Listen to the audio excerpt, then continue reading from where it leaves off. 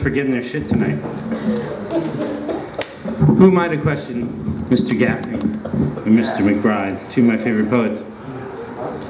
Okay, and now we're going to hear from Angeline Nguyen, and I'm very happy to see her here again. Please welcome Angeline.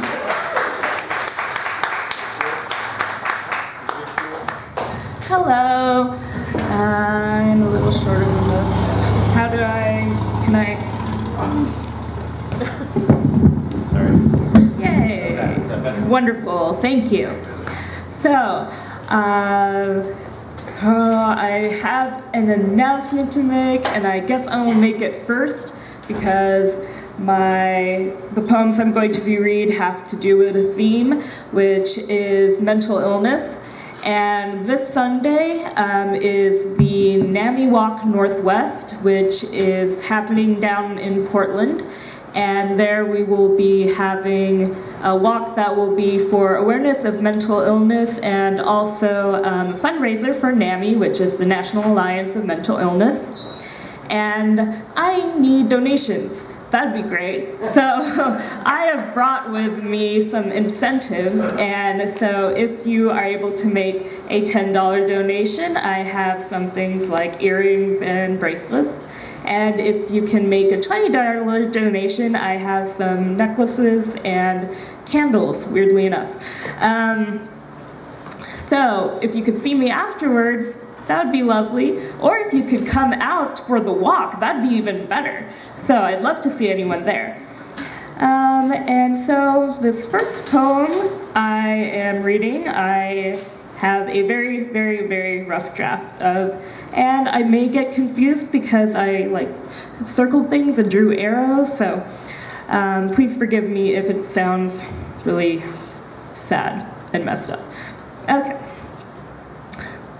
I am a manufacturing error, a puzzle made with a piece missing. No one can complete me.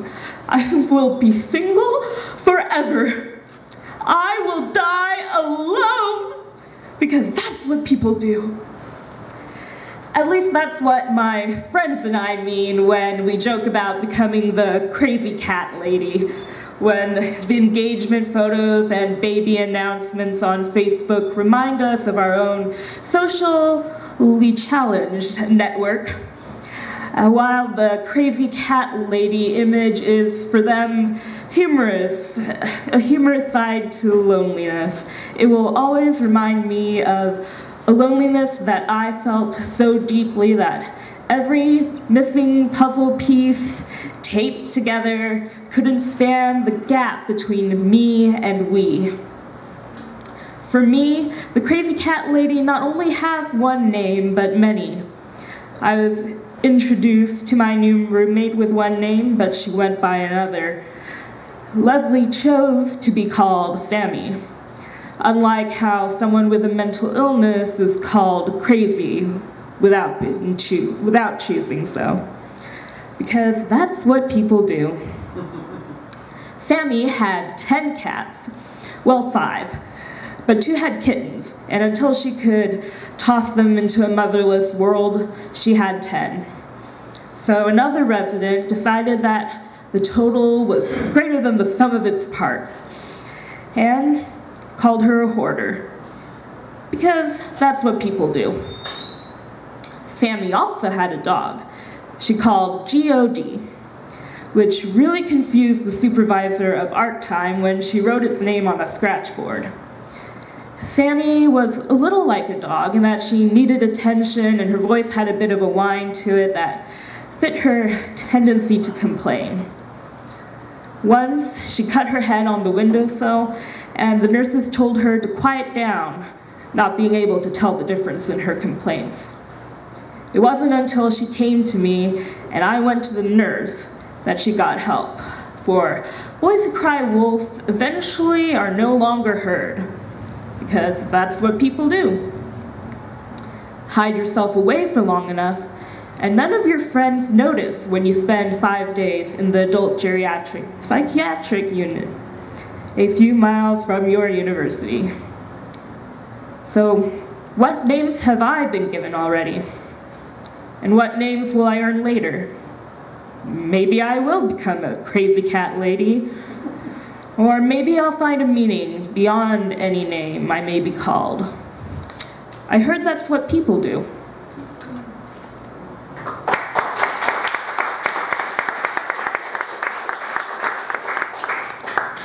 And then I often like to bring in a poem by someone else, and usually one that's in Spanish, and that is no different today.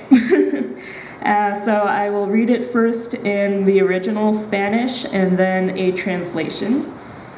And this is by, what is your first name? Everyone calls him Becker, but I don't, Gustavo Adolfo Becker, who was a poet of the Golden Age in Spain. And the poem, oh, that other poem that I read I called, it has a name. I called it The Feline-Loving Woman Living with Mental Illness. And this poem by Becker is not called that. It is called, ooh, where's the start of the poem?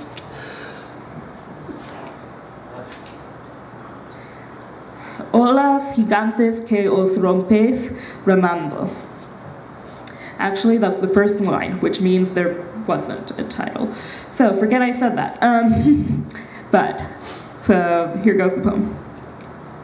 Olas gigantes que os rompes remando en las playas desiertas y romatas, envuelto entre la sábana de espumas, llevadme con vosotras. Ráfagas de huracán que arrebates del alto bosque que las marchitas hojas, arrastrado en el ciego torbellino. Llevadme con vosotras. Nubes de tempestad que rompe el rayo y en fuego ornáis las desprendidas olas, arrebatado entre la niebla obscura. Llevadme con vosotras. Llévadme por piedad a donde el vértigo con la razón me arranque la memoria.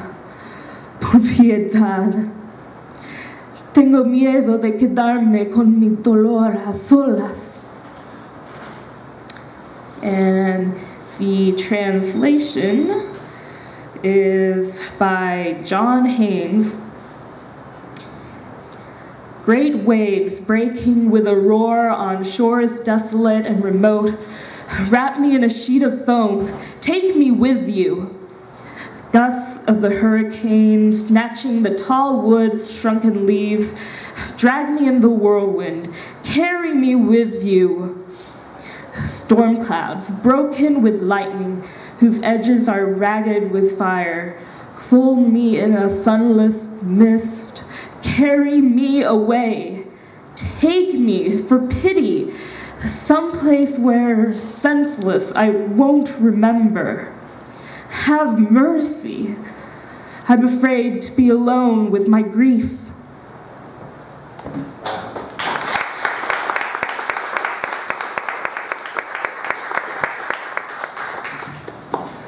I'm getting close to the end, and the thing that I always forget to do is to remind people to pay their bill, so pay your bill on the way out.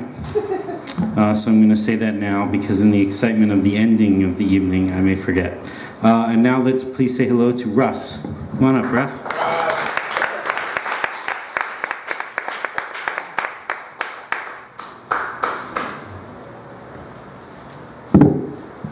Wasn't planning to read. I'm sure most of you can experience the fact that sometimes life is just too full of raw experience to write it down. So that's what I've been going through. And I was looking for one to share with Todd. I found something else instead, and Angeline was polite and asked to hear it because I was taking up time with the queue, didn't realize I was. But Todd, this is what I was looking for to share. There was some line you had referenced dereliction of some kind. I don't remember exactly what it was. And I found the term originally... Applebee's. Okay, might have been. Found the term originally with photography, something in the Willamette Week or the Mercury, talking about a photographer using, quote, or focusing on, quote, ruin porn. this idea of dereliction, and it's just a weird fascination with it. But this is the poem I wanted to share about that. And many of you may recognize this, especially if you go to or from Clark College on 4th Plain. This is a spot that I've seen and watched it over some time, and it's quite vibrant now, but this was right at that moment of change and reawakening. Ken's auto repair had fallen into disrepair. Detroit diaspora deliquescing into a destiny of ruin porn fetishism. The rusted rictus smiles there no more. The K, the E, and the N. The apostrophe is absent. The blank S auto repair awaits a name crowning the garage's facade. These letters are merely echoes now, scraped off today with decades of strata, just a trace of yellow, red, white, and concrete clings to the lower edge of the upper facing above the steel roll-up doors. The garage revels in reverie, chrysalis, contrast, concrete, office cradled in the embrace of fluorescence and a rolling digital marquee above the door.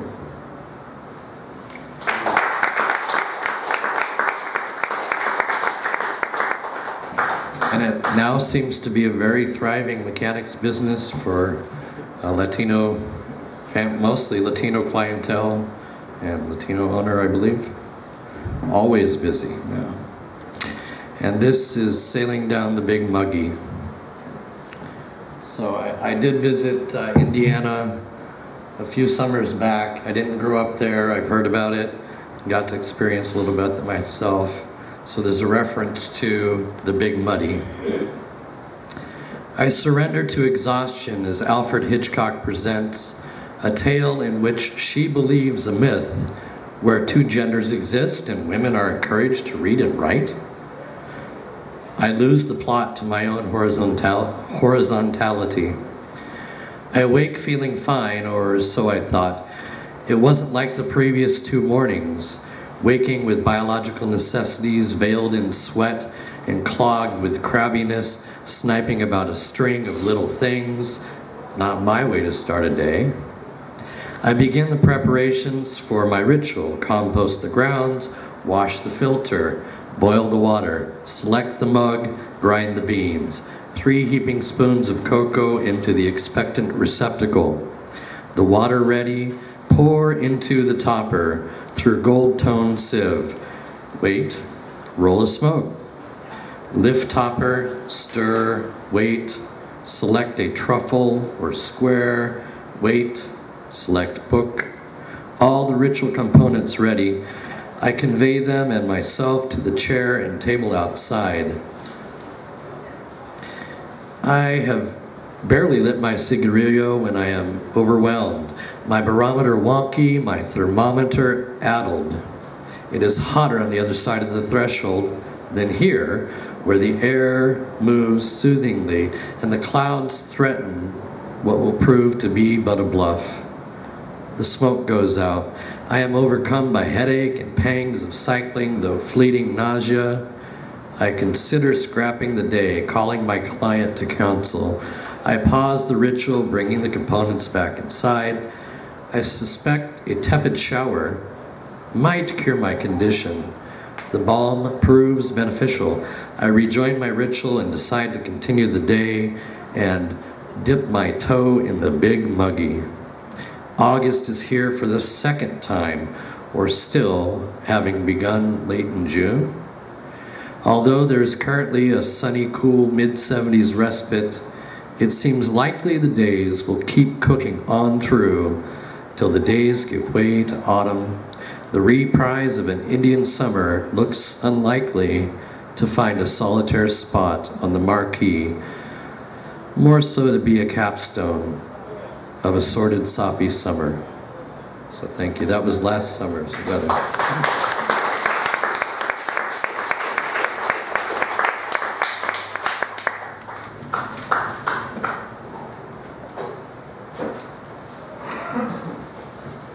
We're gonna get a sign that says, "Don't forget your shit" at the podium.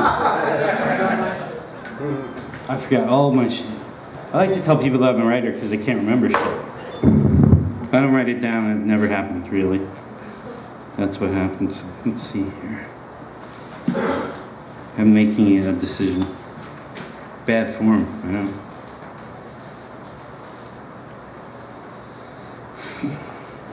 Okay.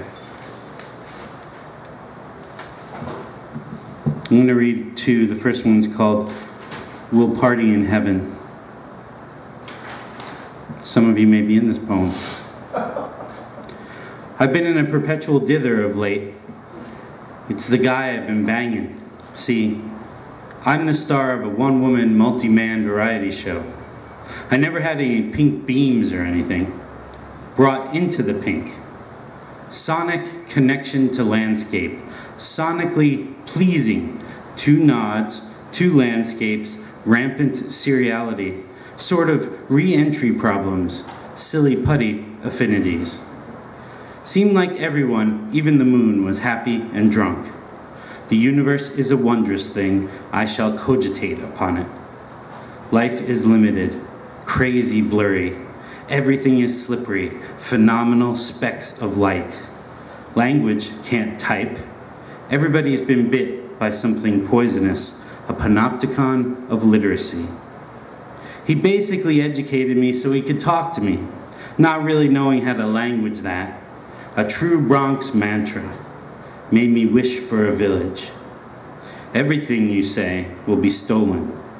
Every memory deserves to be chronicled, even the saggy ones.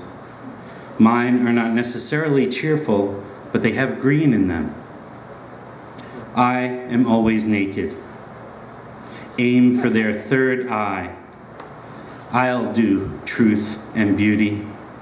To incorporate the two is the work of cosmic wisdom. This heinous implement, wholesome and delightful, you have to have hubris in this world, an enfolding permission to stroll freely, to become a non-entity. When you disappear, fear disappears with you. The storehouse of optimism is replenished.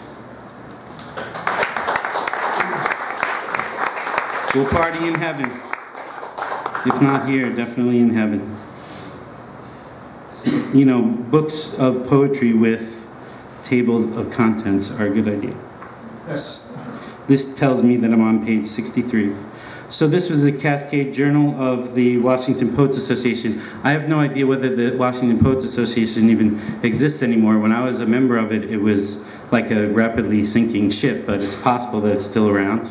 And this I dedicate to you, Todd, and you'll understand why. It's called Two Conversations About Hugo's Triggering Town.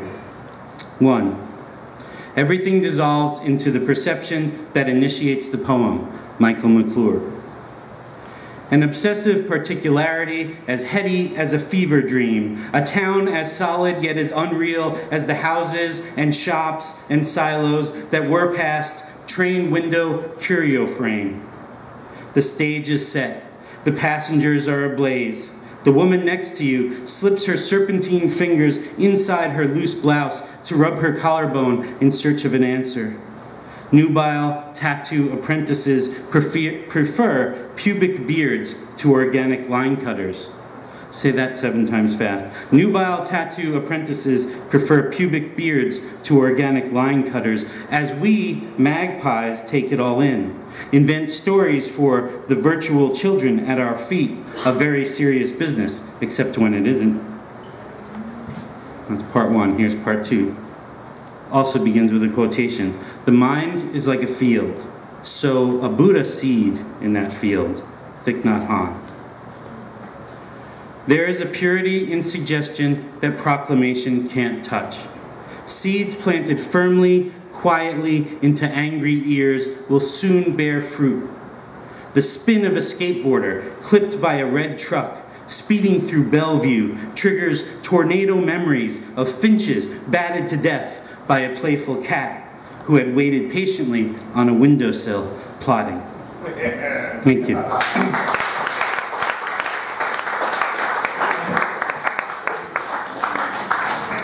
I want to say thank you to Leah Jackson and to Tony Lumbrezo Luna. I want to say thank you to each and every one of you who is here, and those of you who didn't make it to the bitter end, for your time, your poetry, your energy, and we really need to say a big thank you to our State Poet Laureate Todd Marshall. Thank you so much.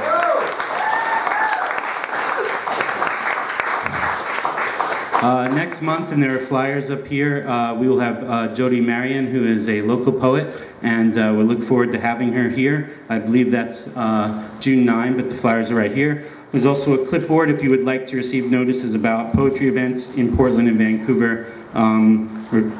Remember to pay your bill and tip your bartender, and we'll see you here next month for more Ghost Town Poetry Open Mic.